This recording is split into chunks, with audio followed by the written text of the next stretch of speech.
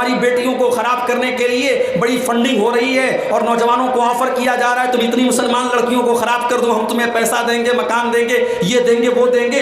Video بناتے ہیں، black میل کرتے ہیں، پھر اس کا دھرم پریورتن کرواتے ہیں۔ اس کے بعد ایسی لڑکیاں ہیں اس کے ساتھ اس نے شادی کی، اس کا دھرم پریورتن کروایا، اسلام سے نکالا، اس کو لے کر کے گیا، 1 سال رکھا، 1.5 سال رکھا، اس کے بعد گلا کاٹ کے مارا۔ آج حالات یہ ہیں، روزانہ کی میرے پاس نیوز آ رہی ہے، فوٹوز آ رہے ہیں، ویڈیوز آ رہے ہیں، آپ کی قوم کی بیٹیاں، ہماری قوم کی بیٹیاں، مسلمان باپ کی لڑکیاں، مسلمان قوم کی لڑکیاں آج غیروں کے ساتھ جا کر کے زنا کر رہے ہیں۔ ہم افسوس کر کے کیا کریں گے؟ ہم یہی سوچ رہے، اسی پر ہم ماتم منا رہے، صاحب بڑی پلاننگ چل رہی ہے اور بڑا پیسہ خرچہ کیا جا رہا ہے اور ہماری بیٹیوں کو خراب کرنے کے لیے بڑی فنڈنگ ہو رہی ہے اور نوجوانوں کو آفر کیا جا رہا ہے تم اتنی مسلمان لڑکیوں کو خراب کر دو، ہم تمہیں پیسہ دیں گے، مکان دیں گے، یہ دیں گے، وہ دیں گے۔ سوال یہ ہے، کیا ہماری قوم کی بیٹیوں کا ایمان اتنا کمزور ہو گیا؟ مکڑی کا جالا ہو گیا، جو جس کا جی چاہتا ہے محبت میں پھنسا کر کے لے کے چلا جاتا ہے۔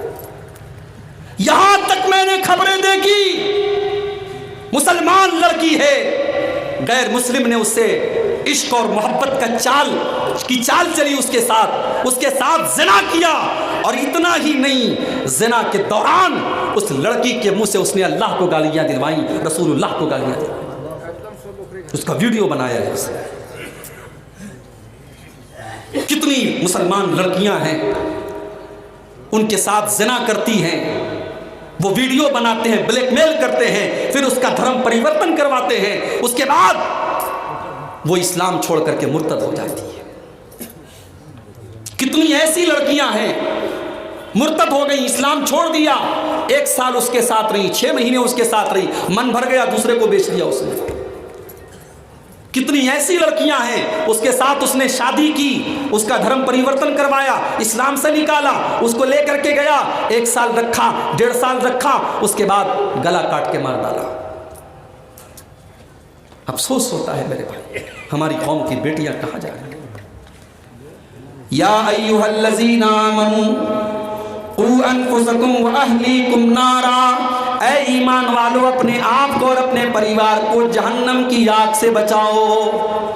آپ نے اپنی لڑکیوں کو اعلیٰ تعلیم تو دلوا دی، گریجویشن تو کروا دیا، انٹر تو کروا دیا، موبائل تو اس کو آپ نے تھما دیا، انسٹاگرام چلانا آپ نے سکھا دیا، واٹس ایپ چلانا آپ نے سکھا دیا، مگر آپ نے اپنی بیٹی کو ایمان کی اہمیت نہ سکھائی، آپ نے اپنی بیٹی کو اسلام کا مقام نہ بتایا، آپ نے اپنی بیٹی کو توحید کے بارے میں نہ بتایا، آپ نے اپنی بچیوں کو، آپ نے اپنی بیٹیوں کو اسلام کے بارے میں کچھ بھی نہیں بتایا۔ آج کتنے گاؤں ہیں جھارکھنڈ کے اندر، کتنے گاؤں ہیں جھارکھنڈ کے اندر جہاں عید کی نماز میں، اہل حدیثوں کے یہاں عید کی نماز میں عورتوں کا انتظام نہیں ہے۔ عبدالغفار صاحب کی باتیں آپ کو کڑوی لگ سکتی ہیں، آپ علی مرتضیٰ فیضی صاحب سے جا کر کے پوچھ لیجئے، جائیے آپ عبد الرحمن فیضی صاحب سے جا کر کے پوچھ لیجئے، آپ کے علاقے کے بہت بڑے عالم دین مولانا عبدالعزیز حقانی صاحب جو اس وقت بہت بیمار ہیں، ان کے حق میں دعا کیجئے، اللہ ان کو شفائے کاملہ عاجل عطا فرمائے۔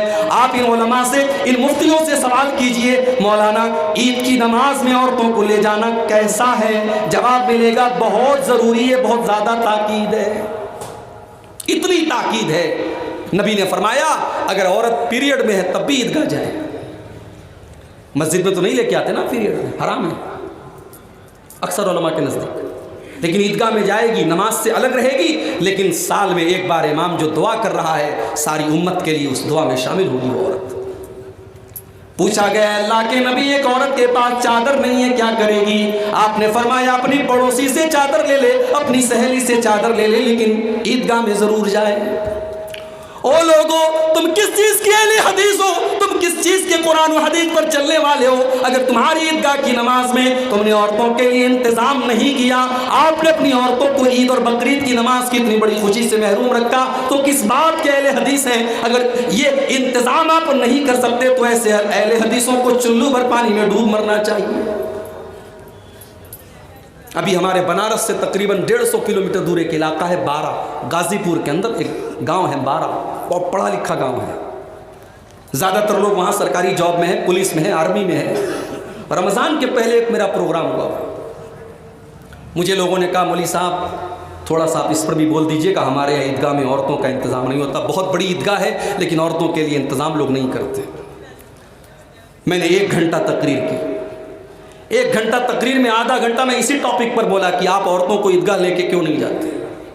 جوش پیدا ہو گیا نوجوانوں میں، تقریر ختم کر کے اترا، نوجوانوں نے کہا مولوی صاحب آپ نے بہت اچھا بولا، اب ہم محنت کریں گے، انشاءاللہ اس بار عید کی نماز ہمارے یہاں عورتیں بھی پڑھیں گی۔ رمضان میں ساؤتھ میں گیا تھا، آندھرا پردیش میں تھا، میرے پاس کال آیا مولوی صاحب ہمارے یہاں کمیٹی کے لوگ تیار ہو گئے ہیں، عید کی نماز ہوگی مگر نوجوانوں نے کنڈیشن رکھ دی عبدالغفار صاحب پڑھائیں گے تب ہم پڑھیں گے۔ میں نے کہا بھائی مجھے میری گردن کیوں پھنسا رہے ہو بھائی، مجھے بھائی بہنوں کے ساتھ پڑھنے دو، ماں باپ کے ساتھ پڑھنے دو۔ نہیں مولوی صاحب آپ پڑھائیں گے تب ہم پڑھیں گے۔ بڑا برا پھنس گیا میں، گھر میں مشورہ کیا، دوستوں سے مشورہ کیا، لوگوں نے کہا اگر آپ کے جانے سے، ایک زمانے سے وہاں عورتیں نماز نہیں پڑھ رہی، اگر آپ کے جانے سے پڑھ لیتی ہیں، جب تک پڑھتی رہیں گی آپ کو ثواب ملتا رہے گا، آپ چلے جائیے۔ میں تیار ہو گیا، میں نے کہا ٹھیک ہے صاحب میں آؤں گا۔ 1 ہفتے کے بعد میسج آیا مولوی صاحب ہمارے یہاں کے بوڑھے لوگ تیار نہیں ہو رہے ہیں۔ انہوں نے کہا نہیں، جو کام کبھی نہیں ہوتا آیا ہے ہم نہیں ہونے دیں گے اپنے کام۔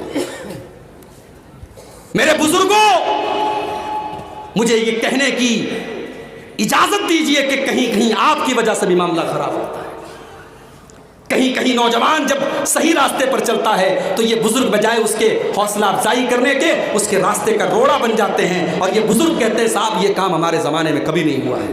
ضروری نہیں ہے کہ آپ کے زمانے میں کوئی کام نہیں ہوا ہے تو وہ غلط تھا، دیکھا یہ جائے گا کہ یہ کام قرآن کے مطابق ہے کہ نہیں، یہ کام حدیث کے مطابق ہے کہ نہیں، یہ کام رسول اللہ کی شریعت اور سنت کے مطابق ہے کہ نہیں ہونے دی وہاں عورتوں کی نماز۔ لوگوں نے معذرت کر لی، نوجوانوں نے کہا کہ ہم بوڑھوں سے بزرگوں سے ہم پنگا نہیں لے سکتے، ہمارے یہاں کے سارے بزرگ اڑ گئے کہ نہیں صاحب ہم ہونے نہیں دیں گے۔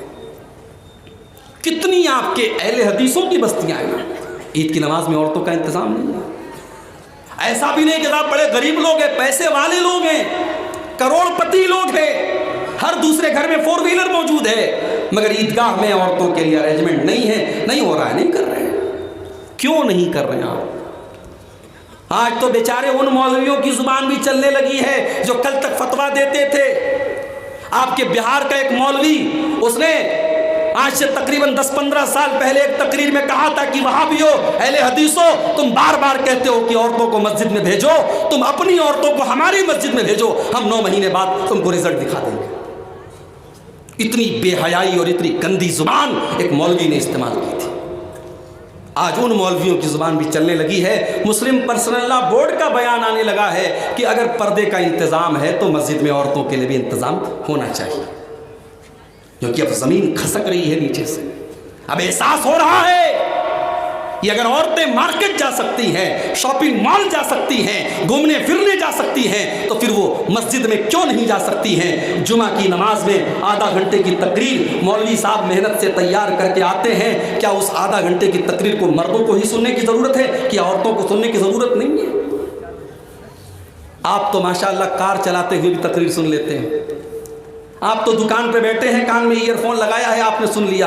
عورتیں بیچاری تو گھر میں بیٹھ کے سیریل دیکھ رہی ہیں، ٹی وی دیکھ رہی ہیں، فلمیں دیکھ رہی ہیں۔ اگر ان کو دین کی باتیں سننے کا اگر موقع مل رہا ہے میرے بھائیوں تو آپ کو کوئی حق نہیں ہے کہ ان سے محروم کریں۔ آپ اپنی مسجدوں پر عورتوں کا ارینجمنٹ کراؤ۔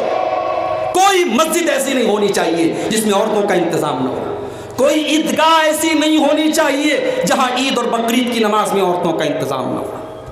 اگر بچانا ہے اپنی قوم کو لو ٹریپ سے، اگر بچانا ہے اپنی قوم کی بیٹیوں کو ارتداد کے فتنے سے، تو اپنی قوم کی بیٹیوں کو اسلام بتاؤ، اسلام سکھاؤ۔ اور کیسا اسلام سکھاؤ؟ ہمارے یہاں لڑکیوں کی تعلیم، دینی تعلیم کے نام پر کیا ہوتا ہے؟ مولوی صاحب کو بلا لیا، قرآن پڑھا دیا، ہو گیا۔ رٹو طوطے کی طرح اس نے قرآن پڑھ لیا۔ قرآن کا مطلب کیا ہے، قرآن کیا کہتا ہے، اس سے کوئی مطلب نہیں ہوتا، رٹو طوطے کی طرح قرآن پڑھ لیا۔ دینی تعلیم سکھاؤ۔